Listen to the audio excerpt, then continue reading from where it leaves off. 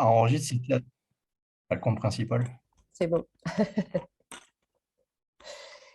Alors, bonjour à tous. Normalement, alors ça y est, les participants arrivent petit à petit. Je vois que le compte monte maintenant que la salle est ouverte. Donc, je vais laisser un peu de temps à tout le monde pour être avec nous. On avait beaucoup d'inscrits pour cette réunion ce soir. Donc, il y avait quelques temps déjà quand vous n'avez pas fait de webconférence. Donc, ça y est, c'est la rentrée, on va dire.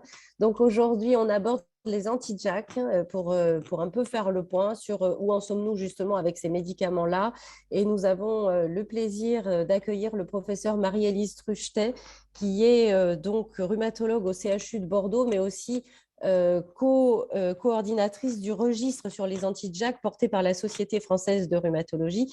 Donc, vous avez beaucoup de chance ce soir d'avoir un expert du sujet pour répondre aux questions, puisque on vous l'a partagé en introduction de cette webconférence. Il y a eu une réévaluation du tofacitinib, donc un anti-Jack, il y a de ça 3 ans, et depuis quelques semaines, les autorités européennes ont décidé de réévaluer la classe entière des anti-Jack. Donc, on va un peu faire le point autour de ça pour, voilà, où en sommes-nous aujourd'hui en France, qu'en est-il et où allons-nous avec tout ça. Donc, vous allez pouvoir poser vos questions. Comme je vous le disais, au professeur Marie-Élise Truchetet. Damien est en backup au cas où j'ai un souci technique, puisque Ludivine est en vacances. Voilà, comme ça, vous savez tout. Je vous partage les petites actus de l'association. Vous savez comment ça fonctionne, hein. Vous utilisez la partie discussion pour poser vos questions et je les remonterai à notre intervenante. Donc, dans les dernières informations, la dernière revue de l'association est sortie. Vous pourrez y retrouver notamment un glossaire des métiers avec notamment plus d'informations sur la sexologue, sur l'ergothérapeute. Il y a comme ça plusieurs métiers, il y en a 6 qui sont détaillés et qui sont donc des métiers impliqués dans la prise en charge de la polyarthrite. On aborde aussi l'intelligence artificielle appliquée justement au choix de médicaments notamment. Enfin bon, des choses à découvrir dans la revue de l'association. Vous avez une webconférence organisée en partenariat avec Vic, le petit compagnon sur lequel nous avons travaillé. Et donc, cette webconférence est jeudi. Donc, Damien va vous partager les liens utiles dans la partie conversation. Le PR et Covid, vous le savez, depuis le début de la pandémie, on a développé avec le professeur René-Marc Flippo toute une information spécifique pour vous sur la Covid.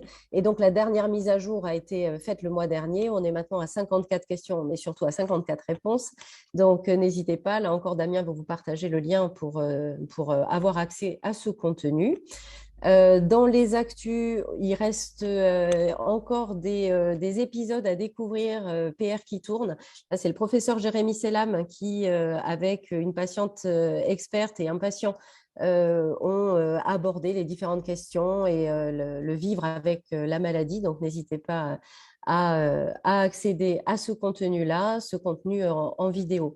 Et enfin, la formation gratuite que nous avons développée autour de la sexualité.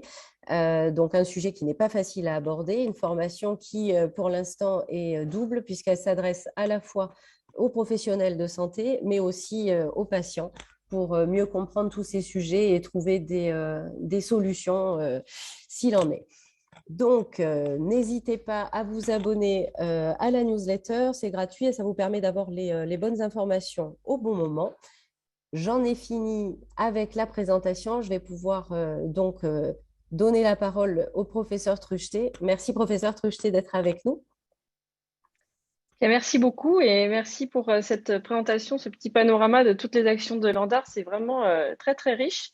Je suis vraiment ravie d'être là avec vous ce soir et puis voilà, prête à répondre à vos interrogations, en tout cas avec les éléments que j'ai en ma possession.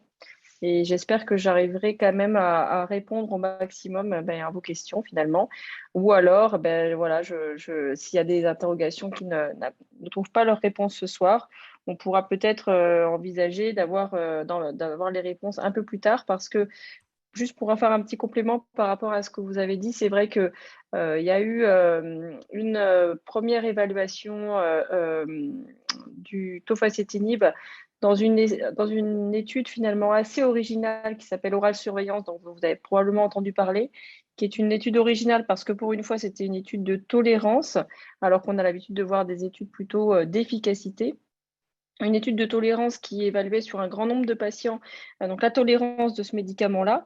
Et cette tolérance était évaluée spécifiquement dans une population de malades à risque, c'est-à-dire présentant des risques, des facteurs de risque cardiovasculaires ou étant au minimum âgés de plus de 55 ans. Et c'est vrai que dans cette étude-là, on pourra leur détailler si ça vous intéresse un petit peu les résultats. C'est cette étude-là qui a apporté des éléments qui ont fait réfléchir finalement les autorités de santé et qui ont fait ajouter dans l'indication finalement du tofacitinib des quelques petits bémols pour vraiment guider les praticiens et leur dire attention, il faut prescrire ce médicament seulement si on a telle et telle condition qui sont remplies. Et puis, devant, finalement, donc vous savez que les inhibiteurs de JAK, c'est une classe de médicaments. Il y en a 4 aujourd'hui qui sont commercialisés en France. Donc, au départ, on avait cette information sur le tofacitinib. Et puis, devant, finalement, ces interrogations, évidemment, les autres laboratoires se sont mis à rechercher aussi si chez eux, il y avait éventuellement le même type de problème. Et dans une étude, c'est pour le coup observationnelle, dont les résultats ne sont pas encore publiés. Donc, ce n'est pas du tout le même type d'étude que Oral Surveillance, hein, c'est vraiment observationnel dans différentes bases de données de santé. Il y a une petite alerte aussi sur le baricitinib qui a été remontée à l'Agence européenne du médicament. Cette agence européenne du médicament a un organe de pharmacovigilance qui s'appelle le PRAC, dont vous avez parlé tout à l'heure. Et le PRAC, devant cette deuxième molécule dans la même classe qui signale quelque chose, a décidé d'ordonner une réévaluation globale de la classe. Donc, c'est ça la nouveauté. Et donc, cette réévaluation, elle est en cours. Ça veut dire quoi? Ça veut pas forcément dire qu'il va y avoir de nouvelles études. Ça veut dire qu'ils vont re-regarder en détail toutes les études qui ont été publiées et en faire une synthèse pour arriver à une conclusion. La conclusion, elle peut être de plusieurs ordres. Et cette conclusion, c'est pour ça que je vous disais que peut-être on allait en reparler un peu plus tard. Ces conclusions, on les aura probablement à l'été ou à l'automne prochain. Et ça peut être, par exemple, ce qu'on appelle une restriction d'indication, c'est-à-dire, on le voit souvent dans les médicaments, c'est-à-dire que tel médicament peut être autorisé que chez les patients qui ne présentent pas telle et telle chose, par exemple. Voilà. Ça peut être un D'accord. exemple de conclusion. C'est beaucoup plus clair, effectivement, parce que la question se posait justement de savoir quelles pouvaient être les suites de cette démarche au niveau Europe. Donc là, vous nous avez répondu également sur le calendrier, puisqu'on attendrait des données avant l'été ou peut-être à la rentrée au plus tard. Des questions se posent aussi, puisque de notre compréhension, pendant cette réévaluation, les industriels qui proposent ces médicaments n'ont plus le droit d'en faire la promotion, mais pour autant, la prescription reste possible. Tout à fait. Donc là, c'est une démarche qui est habituelle. En fait, pour ne pas risquer en fait d'avoir une communication qui soit à l'encontre des conclusions ultérieures, à partir du moment où on met cette alerte, il n'y a plus d'opération qu'on va qualifier de marketing. Pour autant, il n'y a aucune sanction sur l'autorisation de prescription du médicament. Il faut vraiment différencier cette nécessité de réévaluer avec disons, des conclusions déjà obtenues. C'est probablement abusif, mais j'aime bien, moi, en règle générale, mes patients le savent, donner toujours des images. C'est un peu comme si toutes les personnes qui étaient mises en examen étaient déjà jugées. Si vous voulez, voilà, on le sait bien, parfois, le jugement dit que c'est pas ça ou c'est pas, voilà. Enfin, la sanction n'est pas du tout tombée. Là, on est vraiment sur, attention, on va examiner toutes les données que nous avons à notre disposition pour les inhibiteurs de JAK. Une autre sanction, entre guillemets, pourrait être l'exigence pour les laboratoires de conduire des études du même type que celles qui ont été faites pour le tofacitinib, par exemple. Ça pourrait être une autre sanction. D'accord, ok. Donc, c'est une mesure de précaution et pour éviter que les industriels fassent une communication sur des données qui sont finalement plus aussi figées et voilà, qui sont en évolution. Donc, on attend pour retrouver des données figées et repartir sur une base de communication. Merci, c'est Exactement. beaucoup plus clair. Alors, dans les questions que j'ai relevées, justement, on parle de classe de médicaments, vous le disiez à l'instant, dans les JAK, mais il est souvent dit que ce n'est pas une classe très homogène. Donc, pourquoi on dit ça particulièrement pour la classe des JAK? Alors, les inhibiteurs de JAK, déjà, se distinguent des molécules dont on avait finalement pris l'habitude dans la polyarthrite rhumatoïde, qui sont les inhibiteurs de cytokines, comme inhiber le TNF, inhiber l'interleukine 6. Enfin, ça, vous avez toutes ces molécules qui existaient. Et quand on inhibe le TNF, l'interleukine 6, etc., on a vraiment, on appuie sur un bouton très ciblé. D'accord? Avec les inhibiteurs de JAK, on dit quand même que c'est un médicament ciblé, effectivement, parce qu'on va cibler une voie de signalisation, mais il faut, si on en comprend un peu le mécanisme, c'est une voie qui est extrêmement générale. C'est comme si, OK, on appuie sur, encore une fois, un interrupteur, mais c'est l'interrupteur un peu de la commande centrale, quoi, qui va du coup gérer énormément de lumière. Alors, on pourrait se dire, bah alors du coup, si j'appuie sur cet interrupteur-là, les effets vont évidemment être majeurs, etc. Sauf que contrairement à un anti-TNF, eh bien, on n'appuie pas vraiment sur l'interrupteur, on est plus sur un variateur qu'on va en fait faire bouger sensiblement. Et donc, c'est grâce à ça qu'on ne va pas avoir des effets délétères immédiats parce que ça s'est vu dans des modèles animaux, si on coupe complètement la voie de JAK-STAT, ce n'est pas viable. Donc, ce n'est pas ça qu'on fait. On va vraiment faire cette petite variation, cette petite modulation qui est assez différente de ce qu'on fait quand on va cibler une cytokine très précisément.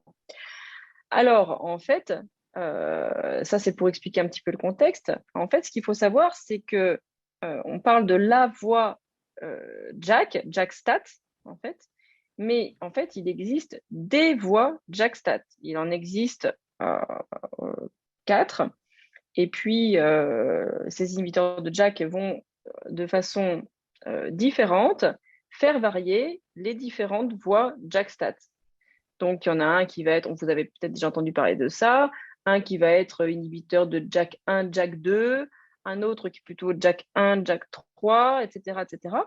Et en fait, c'est en ça que, en tout cas, les laboratoires disent se distinguer en disant, bah non, moi, je suis plutôt spécifique de ça, l'autre va dire, bah, moi, je suis plutôt spécifique de ça, etc.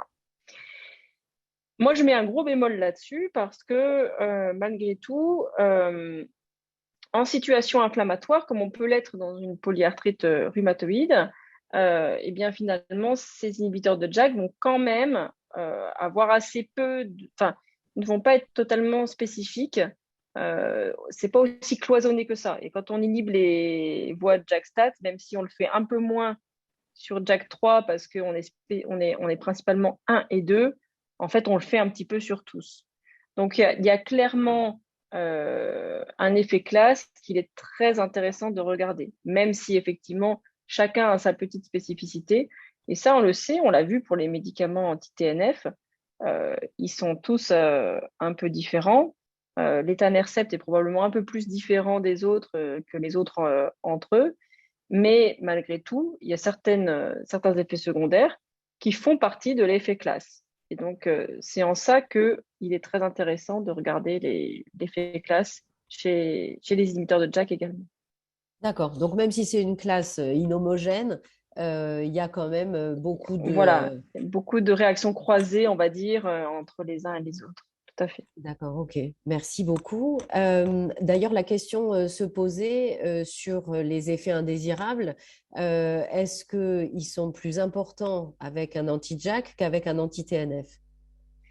Alors, c'est vraiment tout l'objet de la réévaluation du PRAC. Parce qu'en réalité, Maintenant, on est arrivé à un temps où le traitement qui fait référence notamment dans les essais, c'est l'anti-TNF et puis notamment aux États-Unis, très souvent celui qui est utilisé en référence, c'est l'adalimumab. Donc c'est lui qui va être en quelque sorte le comparateur. Les autres médicaments, si un nouveau médicament arrive dans le marché de la polyarthrite rhumatoïde, il ne lui suffit pas d'être efficace, encore faut-il qu'il soit aussi, voire plus efficace que ceux qui sont déjà sur le marché, d'accord? Puisqu'on n'est plus dans la polyarthrite rhumatoïde sur un désert de molécules. On en a un certain nombre qui sont toutes nécessaires. On sait que chaque patient ne répond pas d'ailleurs de la même manière à toutes les molécules, donc c'est très très bien qu'il y en ait plusieurs, mais il faut qu'elles soient au moins aussi efficaces que celles qui existent déjà. Donc la compétition est de plus en plus rude pour les médicaments. Et donc ça, c'est le premier point. Mais le deuxième point, vous l'avez soulevé, c'est qu'il faut en tout cas qu'il y ait cette balance bénéfice-risque. Donc d'un côté, il faut qu'ils soient au moins aussi efficaces que l'anti-TNF, et s'ils sont tout juste aussi efficaces que l'anti-TNF, bah, il ne faut surtout pas qu'ils aient plus d'effets secondaires. Sinon, quel intérêt pour un patient de lui mettre un médicament qui est efficace pareil, mais qui a plus d'effets secondaires? Donc, les inhibiteurs de JAK, dans leur globalité, ça n'a pas été montré pour le tofacitinib, mais ça a été montré pour les autres, dans des essais thérapeutiques, on fait mieux que l'anti-TNF, c'est mieux que l'adalimumab. Et donc, c'est là-dessus qu'ils se sont basés pour dire, bah voilà, nous on arrive en force, hein, on est une nouvelle molécule, on arrive en force. Mais ils ont fait mieux, pas au point de s'autoriser tout et n'importe quoi comme effet secondaire.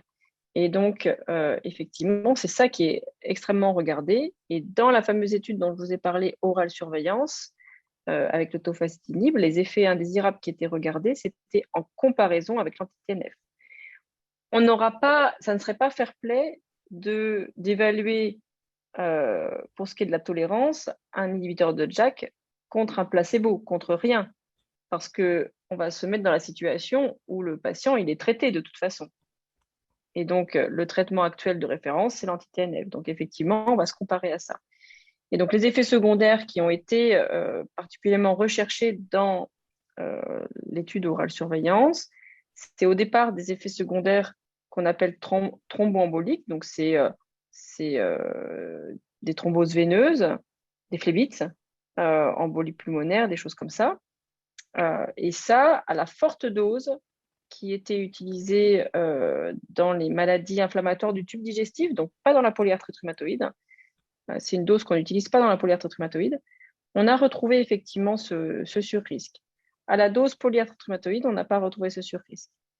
Et puis ensuite, dans Oral Surveillance, donc je vous rappelle, hein, toujours cette population très particulière de patients à risque de faire des événements cardiovasculaires, eh bien, on a retrouvé un nombre plus important d'événements cardiovasculaires. Là-dedans, on met tout ce qui est infarctus, accident vasculaire cérébral, etc., par rapport aux gens qui étaient traités par anti-TNF. Encore une fois, dans une population à risque. Mais c'est toute la subtilité de ces études, et c'est pour ça que c'est des choses qui sont très difficiles à palper. Tout ça, ce ne sont que des chiffres. Et donc, sur l'échelle globale de l'essai, le résultat ne sortait pas significativement positif. Donc, en fait, ce n'était pas significatif statistiquement. Alors, qu'est-ce qu'on doit en tirer de ça? Un peu plus de risque, mais ce n'est pas significatif statistiquement. À quel point pour un patient individuel, les statistiques, ça compte. Voilà, c'est tout ce que le PRAC va devoir étudier. D'accord, merci beaucoup, c'est bien plus clair. Alors évidemment, la question nous a été remontée. Dois-je demander à changer de traitement si je suis sous anti-JAK à la lumière de cette réévaluation? Et y a-t-il une surveillance particulière pendant ou même après avoir pris un tel médicament? Donc bien sûr, un peu de peur autour de tout ça, hein. Il y a évidemment de la peur qui a été déclenchée, d'autant plus que je vous ai parlé de risque thromboembolique, du risque cardiovasculaire, et puis le troisième risque qui a été évalué, Enfin, il y a un troisième risque qui est toujours évalué avec ce type de médicament, qui est le risque infectieux. Et ça, pour le coup, bon, bah, ça ne sort pas par rapport aux anti-TNF parce que c'est un risque avec lequel on s'est toujours bien accommodé. Les anti-TNF, on sait que ça donne un sous-risque infectieux. Et donc ça, on ne va pas... ça a beaucoup fait couler d'encre initialement. Maintenant, on sait le gérer, ce sur-risque infectieux. On fait un bilan avant un anti-TNF. On le prescrit que chez un patient qui n'est pas à haut risque de faire des infections, etc. Vous voyez, on a su gérer ce risque. Maintenant, il y a le thromboembolique, il y a le cardiovasculaire et puis il y a le risque de cancer. Donc ça, c'est aussi un risque qui a fait beaucoup couler d'encre avec les anti-TNF. On a mis un nombre d'études incroyables avant de finalement conclure que les anti-TNF n'entraînaient pas de surrisque de cancer. Et là, bah, les choses ressortent à nouveau avec les inhibiteurs de JAK. Donc ça, c'est des éléments qui doivent absolument être réétudiés, réévalués, considérés en vraie vie chez des patients qui sont, enfin, en vraie vie, voilà, dans la vie, quoi, dans les patients qu'on voit, nous, au quotidien, en consultation, avant de pouvoir réellement conclure. Et donc, actuellement, cette réévaluation étant en cours, je pense qu'il est quand même prématuré et finalement pas tout à fait pragmatique. Si on a un inhibiteur de JAK comme traitement et qu'il marche bien pour sa PR, c'est pas tout à fait pragmatique de vouloir l'arrêter maintenant. Même si je comprends cette réaction, bien évidemment, hein. Mais je pense que vraiment, les personnes qui vont réévaluer tout ça vont le faire relativement rapidement pour qu'on ait la réponse rapidement et avec tous les éléments, beaucoup mieux que ce qu'on pourrait faire individuellement en essayant de chercher des informations, surtout des informations qui sont, comme vous le savez, hein, sur Internet, quand même toujours très, très compliquées à trouver, à analyser et avoir le recul sur toutes ces données, c'est extrêmement difficile et c'est le métier au quotidien des agents qui travaillent donc dans le service de pharmacovigilance au niveau européen. Donc c'est vraiment leur boulot de faire ça et ils vont le faire de manière extrêmement faire, hein, c'est-à-dire impartiale, et nous rendre ces conclusions. Encore une fois, tout dépend. C'est-à-dire que moi, là, avec le recul que j'ai pour l'instant, je ne sais pas ce qui va être rendu comme conclusion, mais ce qui avait été fait la première fois, c'est d'appliquer des restrictions d'indication. Et donc, c'est de dire pour le tofacitinib, non, il vaut mieux ne pas le prescrire si on a plus de 65 ans, si on est un fumeur actif, vous voyez, si on a des facteurs de risque globalement. Et donc, c'est pour ça que je n'ai pas de réponse globale à donner, mais c'est plutôt une appréciation du risque individuel. Donc, moi, j'encouragerais les personnes qui ont ce doute en eux à rediscuter avec leur rhumatologue. Et moi, dans mon cas particulier, est-ce que vous me placez plutôt dans les populations à risque ou pas? Parce que les rhumatologues, ils en ont beaucoup entendu parler, hein, donc voilà, ils savent tout ça.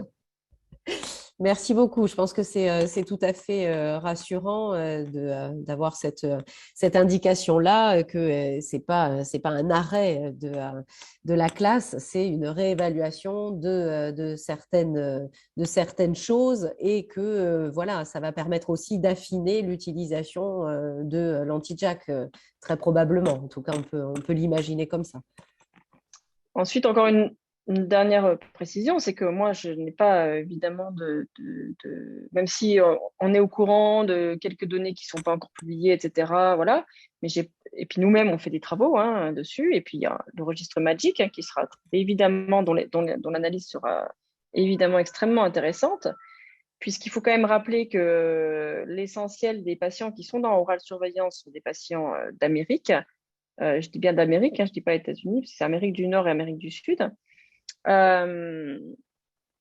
Et donc, on sait, pour plein d'autres circonstances, que les patients français ne sont pas exactement les mêmes que les patients américains, ne sont pas exactement les mêmes que les patients d'Europe de l'Est, ne sont pas, etc., etc.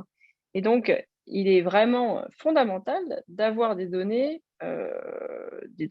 françaises, puisque nous, on va prescrire ces molécules à des patients français.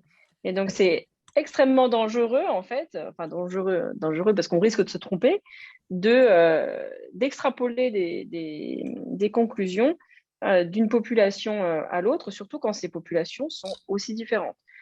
Il y a des taux d'inflammation et puis je ne vous apprends rien, d'obésité, etc., et de facteurs de risque cardiovasculaires qui sont sans commune mesure aux États-Unis par rapport à la France. Donc évidemment, on est dans des circonstances complètement différentes. Ensuite, une fois tout cela dit, ça sera bien sûr pris en compte, j'espère, par les experts de la pharmacovigilance. Mais voilà, on n'est jamais à l'abri qu'il y ait de nouvelles données qui sortent.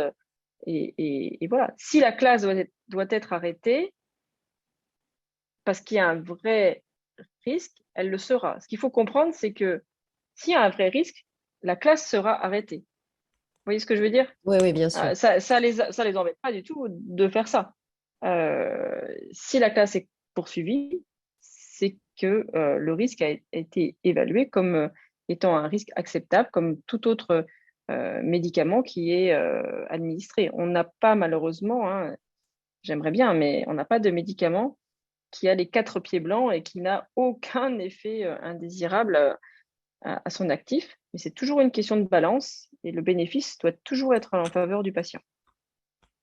Ok, c'est très très clair et très rassurant et vous faites bien de le rappeler, de savoir que ce comité d'évaluation européen n'hésitera pas à mettre un stop s'il estime que le risque est pas valable par rapport aux bénéfices pour le patient.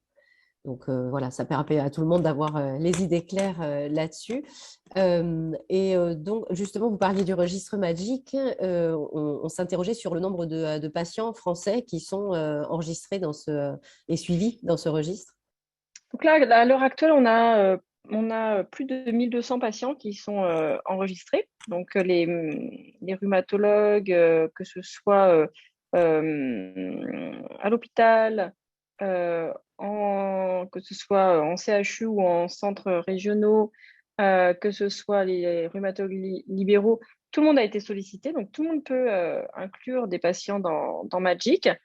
Donc, en tant que patient, vous pouvez aussi dire à votre médecin, ben moi, ça m'intéresserait quand même de faire partie de cette grande cohorte. C'est bien évidemment totalement, les données sont totalement anonymes une fois qu'elles sont rentrées dans la base, hein.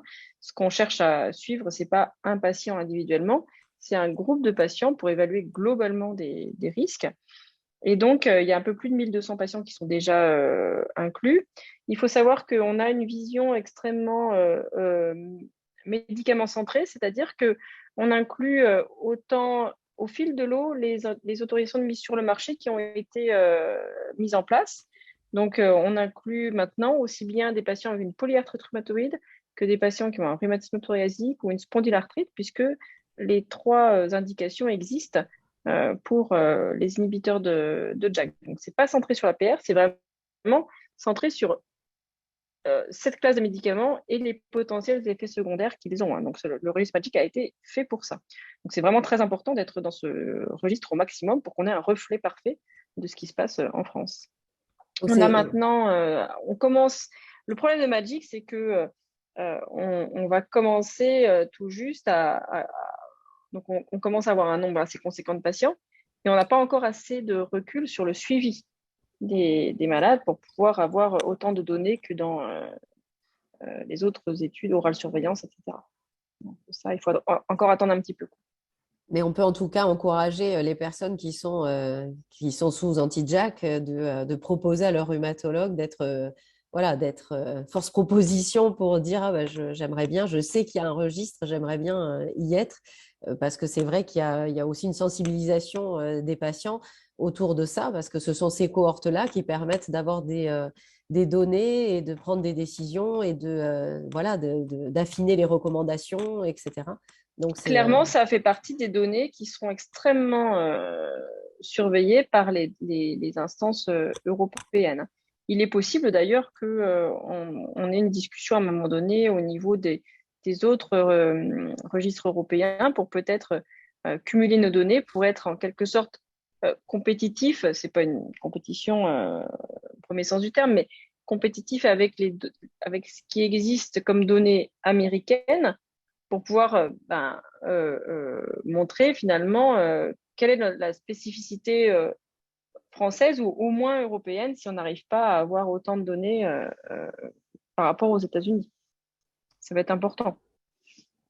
Bon, ben voilà, hein, je pense que il y a 82 personnes connectées. Si parmi vous, des personnes sont sous anti-Jack, n'hésitez pas à la prochaine consulte à réclamer à faire partie de la communauté Magic.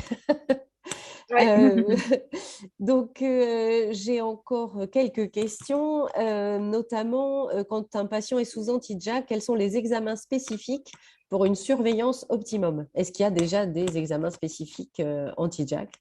Oui, alors déjà, avant d'être mis sous anti-Jack, on a très tôt dit, grâce à l'expérience qu'on avait acquise avec les anti-TNF et les autres molécules type biothérapie, on a d'emblée dit qu'il fallait faire un bilan pré-inhibiteur de Jack qui comprend une analyse de la formule sanguine, c'est-à-dire les globules, tout ce qui est globules rouge, blanc, etc. Et puis un bilan inflammatoire, bien sûr, un bilan rénal, un bilan hépatique, un bilan du foie, donc, et puis en plus une petite. Alors, et puis on avait déjà placé, on avait déjà imaginé, et puis c'était déjà montré dans les essais cliniques d'efficacité qu'il y avait le même sur-risque, on va dire, infectieux qu'avec les anti-TNF. Et donc, il y a aussi le bilan, comme pour les anti-TNF, on fait les sérologies virales, on regarde si on a déjà eu un contact avec la tuberculose, etc., etc. Et ensuite, il y a une petite spécificité. On a spécifié de bien demander à regarder le bilan lipidique parce que c'est quelque chose qu'on fait aussi avec les bloqueurs de la voie de l'interleukine 6, tout ce qui est tocilizumab, sarilumab, parce que quand on bloque ce type de voie, il peut y avoir une décompensation donc, du bilan lipidique. Donc on a rajouté ça, cholestérol, triglycérides, un bilan initial. Et puis ensuite, dans le suivi, il faut faire au minimum la numération formule sanguine, l'évaluation des paramètres de l'inflammation, la surveillance rénale et hépatique, et puis le bilan lipidique un peu moins fréquemment que le reste, mais il faut le refaire malgré tout régulièrement. Pour l'instant, on en est là. Et puis, effectivement, ça va être extrêmement déterminé par ce qui va, en gros, ce qui va arriver là avec le PRAC. C'est-à-dire que je vous ai déjà dit deux exemples d'issues, c'est-à-dire simplement une restriction d'indication ou alors une demande d'une étude complémentaire. Ou alors, ça peut être aussi, en fait, on prescrit un inhibiteur de JAK que si on a fait tel ou tel examen avant. Ça peut aussi être ce genre de choses. Voilà. D'accord, ok. Alors, j'ai une dernière question. Vous parliez tout à l'heure des globules blancs. Donc, y a-t-il un risque de neutropénie observé avec ces thérapies ciblées, plus particulièrement avec l'upadacitinib? Alors, effectivement, ça peut faire baisser les neutrophiles. Ça s'est surtout beaucoup vu avec les blocages de la voie de l'interleukine 6, donc tocilizumab, sarilumab. Mais les inhibiteurs de JAK partagent quelques caractéristiques avec ces molécules parce que dans la modulation, la variation dont je vous ai parlé tout à l'heure, c'est pas la seule voie, hein, mais une des cytokines sur laquelle ça peut jouer, c'est notamment l'interleukine 6. Donc il y a quelques, on va dire, réactions un petit peu croisées effectivement. Donc avec une possibilité de baisse un petit peu des polynucléaires neutrophiles. Normalement, qui ne va pas jusqu'à la neutropénie quand tout se passe bien. Ok, merci beaucoup. On a Nathalie qui, dans le live, nous demande, quand on prend un traitement hormonal substitutif en plus du Xeljanz, y a-t-il un surrisque de thrombose et de cancer qu'avec le Xeljanz seul? Alors, c'est une excellente question. le traitement hormonal substitutif, c'est quelque chose qui n'a pas été mis spécifiquement dans les facteurs de risque cardiovasculaire, mais plutôt thromboembolique. Et effectivement, hein, c'est des choses qu'il faut regarder avec beaucoup d'attention. Je pense que ça va être exactement ce type de choses qui seront regardées. Pour l'instant, ce n'est pas ressorti comme facteur de risque associé. Quand on fait la sous-analyse, c'est plutôt de ceux qui faisaient plus de thrombose sous inhibiteur enfin sous Xeljanz en l'occurrence. C'est plutôt l'obésité, c'est plutôt l'antécédent d'avoir déjà eu justement une thrombose, le tabac, c'est plutôt ces facteurs-là qui ressortaient. Voilà. Et puis pour la partie néoplasique, pour l'instant, c'est pas du tout ressorti non plus. Avec là, de ce côté-là, ce qui ressortait principalement, c'était l'âge. Le fait d'avoir plus de 60 ans était un facteur de risque, hein, voilà. Mais c'est aussi un facteur de risque indépendant d'avoir plus souvent des cancers, hein, Bien sûr. voilà. Et puis le fait d'être fumeur. Fumeur actuel ou fumeur passé. Bon, fumeur, ça reste vraiment le problème, je dirais, de toute façon, quel que soit le traitement. Exactement, exactement. Ce qui est en train d'un petit peu de se dessiner, c'est qu'on n'a plus trop envie de donner ce traitement chez les patients qui sont tabagiques. Voilà. Bon, alors déjà de toute façon, on n'aime pas trop donner des... voilà. voilà, on n'aime pas trop donner des médicaments. Déjà, le fait d'arrêter de fumer nous aide à traiter la PR, hein, puisqu'on sait qu'on entretient une inflammation, on suspecte en tout cas qu'on entretient une inflammation avec le fait de fumer, une petite inflammation chronique. Mais en plus, ça nous met dans un inconfort pour tout type de traitement, puisqu'effectivement, ça favorise les infections, ça favorise les cancers, ça favorise les risques cardiovasculaires, c'est un facteur de risque cardiovasculaire, pardon. Donc, voilà, ça vient juste s'ajouter à la liste des médicaments qu'on n'a pas envie de prescrire chez les patients qui fument, effectivement. Ça, c'est assez clair dans les études, oui. Ok, donc il faut qu'on fasse une formation maintenant sur comment arrêter de fumer. Ouais. Parce que ça semble être à chaque fois voilà, Ouais, c'est un pas sujet. facile, hein, pas facile, ouais, c'est pas un Ouais. sujet facile. Parce que quand Et on apprend qu'on est malade, c'est pas le meilleur moment pour oui, c'est ça. C'est pas facile de avoir envie s'imposer en d'arrêter de plus fumer. d'arrêter de fumer. Ouais. Exactement.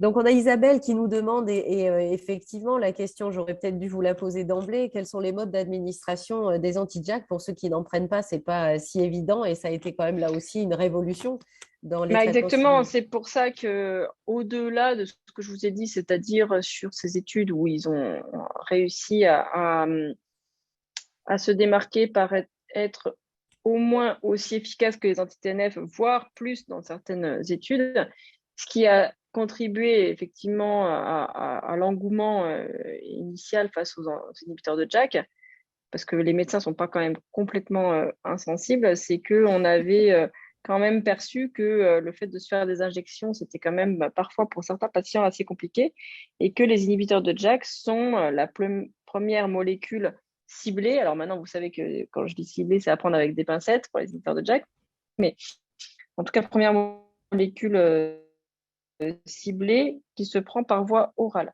pour le différencier avec le méthotrexate qui peut se prendre par voie orale, mais qui n'est pas une molécule ciblée, qui est un modulateur de l'activité de la polyarthrite rhumatoïde, mais qui a un spectre très large. Voilà. Donc là, on a une molécule quand même plus ciblée sur une voie de stimulation qui se prend par voie orale, avec traditionnellement le tofacitinib qui se prenait en 2 prises par jour. Et puis là, ça y est, ils ont sorti un comprimé à libération prolongée parce qu'ils étaient un petit peu l'exception dans la classe, puisqu'ils étaient les seuls à se prendre en 2 prises par jour. Donc, du coup, ils sentaient bien que sur le plan marketing, ça va être compliqué de dire aux patients c'est quand même mieux que les autres, alors que c'est 2 comprimés par jour. Et tous les autres se prennent en 1 prise par jour. Donc, c'est un traitement, c'est un comprimé par voie orale. Donc, c'est quand même une vraie révolution par rapport aux autres traitements ciblés comme les traitements biologiques. Pardon, Ah, j'étais en mute. ouais, Non, je disais, oui, ça facilite les choses, c'est certain, hein, notamment pour les personnes qui vont être plus mobiles ou voilà, au niveau de la conservation aussi. C'est quand même voilà, c'est quand même pas mal. Mais bon, on a eu aussi des retours là-dessus en disant que bah, voilà, l'injectable, c'était une fois par semaine ou une fois tous les 15 jours, voire plus espacé, alors que avec un anti-Jack, c'est une prise quotidienne, donc qui peut aussi avoir son… De toute façon, c'est pas compliqué. Il y a des études de préférence qui ont été faites. C'est à peu près 50-50, donc c'est comme pour tout. Voilà, s'il n'y a pas de menu imposé, entre guillemets, chacun fait son choix. Et donc, ben, c'est très bien d'ajouter un choix. Enfin, moi, je trouve que c'est assez positif d'ajouter un choix. Au départ, là, depuis qu'ils étaient mis sur la même ligne dans les recommandations de traitement, vous savez on a des recommandations en France, on a une liberté de prescription, mais cette liberté de prescription est quand même soumise, et on travaille tous dans le même sens, à des recommandations faites par les sociétés savantes, et donc en fait qui sont régulièrement mises à jour. Et donc ces recommandations de traitement pour la polyarthrite rhumatoïde, elles sont mises à jour extrêmement régulièrement. Et dans la dernière mise à jour, les inhibiteurs de JAK avaient été placés au même niveau que les anti-TNF, que les autres biologiques en fait. Et donc, en gros, on pouvait se retrouver à avoir ce type de discussion avec nos patients, c'est-à-dire, voilà, j'ai soit une molécule à prendre par voie orale, soit une molécule à prendre en injectable, qu'est-ce que vous préférez? Et ça, c'était la discussion avant tout ce qui est en train de se discuter là. Et là, il est certain qu'il y aura d'abord un regard médical sur, attendez, chez quel patient je suis? Est-ce qu'on a plus de 65 ans, moins de 65 ans? Est-ce qu'on est fumeur, pas fumeur? Un homme, une femme? Parce que le fait d'être un homme est un facteur de risque cardiovasculaire en soi, quand on est plus âgé, etc., etc. Donc, je pense que ça, c'est très important. Mais écoutez, merci beaucoup. Tout ça est vraiment très, très éclairant. Vous avez répondu à toutes les questions qui nous avaient été remontées. Donc, merci infiniment. C'était très clair. Je crois que tout le monde sait un peu plus maintenant ce qu'il en est aujourd'hui au niveau de la classe des anti-Jack en France. On va dire ça comme ça. Donc, si les participants là n'ont pas d'autres questions, voilà, c'est le moment. Si vous avez des questions, parce qu'on va quand même libérer le professeur Trucheté. Donc, c'est Janie qui nous demande qu'en est-il de ces médicaments si le lupus cutané se rajoute à l'APR? Alors, c'est des médicaments qui, classiquement, quand ils sont arrivés sur le marché, ont présenté un grand intérêt pour ce type de situation. Parce qu'on a parlé de tous les problèmes qu'il pouvait avoir avec ces médicaments, mais s'ils ont déclenché aussi autant d'enthousiasme au départ, c'est parce qu'il y avait quand même des intérêts, il y a quand même un intérêt important. Et c'est un médicament qui notamment a été, notamment le baricitinib, a été testé de façon assez positive sur les manifestations cutanées du lupus. Donc, on a tendance à considérer qu'une polyarthrite rhumatoïde plus une autre manifestation auto-immune, ça peut être une bonne indication pour ce type de médicament, ce qui n'était pas du tout le cas pour les anti-TNF, par exemple, qui vont plutôt avoir tendance à déclencher, dans certains cas, un peu d'auto-immunité. Donc, voilà, si on a ce climat-là, ce contexte-là, c'est des médicaments effectivement qui peuvent présenter un intérêt. Alors, on a Marie, merci beaucoup. On a Marie qui nous pose une question et qui partage son expérience en disant que le rhumatologue lui a enlevé le Xeljanz à cause d'un risque trop élevé de cancer pour prescrire le Jyseleca. Elle est une femme de plus de 65 ans, non fumeuse. Donc, je pense que c'est 65 ans qui, qui inquiète Marie par rapport à ce qui a été dit. Voilà, alors donc clairement, on est dans la question que vous posiez au départ. Donc effectivement, le message qui a été émis par l'Agence européenne du médicament a fait modifier ce qu'on appelle le RCP, donc c'est-à-dire la grande règle de prescription du tofacitinib, donc du Xeljanz, en ajoutant cette précaution d'emploi. Attention, c'est pas attention, hein, c'est pas il ne faut pas prescrire, c'est chez un patient qui a plus de 65 ans ou plus un tabagisme et ou un antécédent de cancer, etc. Il vaut mieux privilégier un autre traitement. Voilà. Donc ça, c'est ce qui a été déjà mis. Et donc, le rhumatologue a suivi ce conseil. Ce n'est pas une injonction, hein, c'est un conseil. Il n'était pas obligé de le faire, mais il a suivi ce conseil. Et donc, il a arrêté le Xeljanz. Et étant donné que probablement ça devait bien fonctionner, il y avait une efficacité de cette classe médicamenteuse, il a mis le filgotinib, donc le Gisdeleka. Et donc, c'est un autre médicament de la même classe. Et ben, c'est exactement ce qu'on attend là de l'évaluation du PRAC, c'est de savoir est-ce que c'est ça qu'il faut faire ou est-ce qu'il faut changer de classe médicamenteuse. Et ça, malheureusement, je ne peux pas vous donner la réponse ce soir puisque je me garderai bien de conclure avant l'Agence européenne du médicament. Mais en tout cas, pour l'instant, tout est dans les clous de ce qu'il fallait faire. Merci beaucoup. Et donc, une dernière question, c'est Armelle qui demande s'il y a un classement des différents anti-JAK, puisqu'elle prend de l'Olumiant. Et donc, elle voudrait savoir s'il y a un classement. Alors, il n'y a pas de classement. Il y a vraiment, ils n'ont jamais été comparés entre eux. Il n'y a pas d'études qui les comparent entre eux. Clairement, dans mon expérience personnelle et puis dans l'expérience de la plupart des rhumatologues, un patient ne va pas répondre forcément de la même manière à tous les inhibiteurs de JAK, hein. Donc ça, c'est déjà intéressant. Donc, si on répond très bien à un des inhibiteurs de JAK, il faut garder celui-là pour l'instant en attendant les conclusions. Et la deuxième chose, c'est que parfois, on répond très bien, puis on ne répond plus. Eh bien, ça ne veut pas dire qu'on sort complètement de l'indication dans la classe, puisqu'on a récupéré des efficacités majeures en changeant de médicament dans la même classe. Donc, il doit bien y avoir, malgré ce que je vous ai dit tout à l'heure, il doit bien y avoir des petites subtilités, des petites différences finalement d'efficacité entre chaque médicament.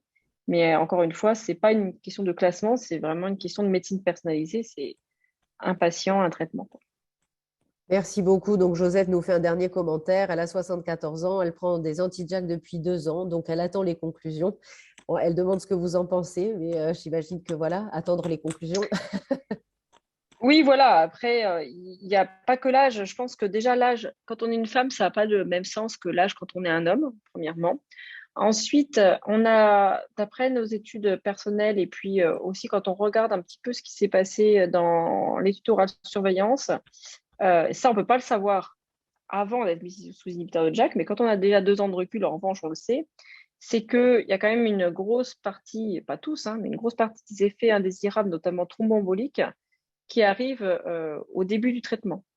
Donc, si on est déjà à 2 ans de traitement, j'ai envie de dire que on peut attendre les conclusions du PRAC sans arrêter par anticipation le traitement, sauf si, bien sûr, il se trouve que par ailleurs, on a des antécédents thromboemboliques nous-mêmes, on a déjà fait 3 phlébites, on fume activement et on a un antécédent de cancer du sein. Bon, là, je dirais que ce n'est pas la meilleure indication pour mettre ce type de traitement. Mais sinon, voilà, on a déjà 2 ans d'antériorité, on peut attendre les conclusions du PRAC. Écoutez, merci beaucoup. On va donc pouvoir conclure. J'en profite pour faire une bise à Roberto Aubert, qui est l'ancienne présidente de l'association France Psoriasis et qui est avec nous. Donc voilà, je lui fais un petit coucou. Je profite de mon pouvoir de ce soir. En tout cas, professeur Truchetet, merci infiniment pour le temps que vous nous avez accordé et pour la qualité des réponses que vous nous avez apportées. Donc merci beaucoup. Et donc je vous laisse le mot de la fin. Je vous remercie vraiment pour votre accueil. J'avoue que c'est des questions qui sont quand même assez compliquées. Donc, j'espère que j'ai réussi à répondre de façon assez claire à tout. Il y avait une dernière question sur le temps pendant lequel on peut prendre un traitement anti-JAK. Je dirais que pour l'instant, on n'est pas du tout dans le même type de raisonnement qu'avec les médicaments anti-ostéoporotiques. Les traitements de la polyarthrite rhumatoïde, tant qu'ils fonctionnent, il faut les prendre, quoi. Voilà, donc après, ça sera ensuite à réévaluer avec, encore une fois, les conclusions qui seront apportées par l'Agence européenne et c'est eux qui vont donner le détail de tout ça. Mais il n'y a pas de date limite, entre guillemets, pendant lesquelles on peut prendre ce type de médicament. Donc vraiment, merci beaucoup pour votre accueil. Peut-être qu'on se reparlera quand on aura les conclusions. Et Avec puis en tout plaisir. cas, voilà, j'espère que j'ai pu répondre à vos questions. Mais écoutez, rendez-vous après les conclusions du PRAC en ce cas. Merci Ok, et beaucoup. puis à bientôt dans Magic, alors pour tous ceux qui voudront être inclus. Merci beaucoup. Très bonne soirée. À bientôt, au revoir. Au revoir. Au revoir tout le monde. La webconférence de ce mois se termine, donc rendez-vous pour une webconférence dont on vous donnera le titre bientôt, le mois prochain très probablement. Très bonne soirée. Merci encore. Au revoir. Je me déconnecte. Au revoir. Merci encore. Au revoir. Au revoir.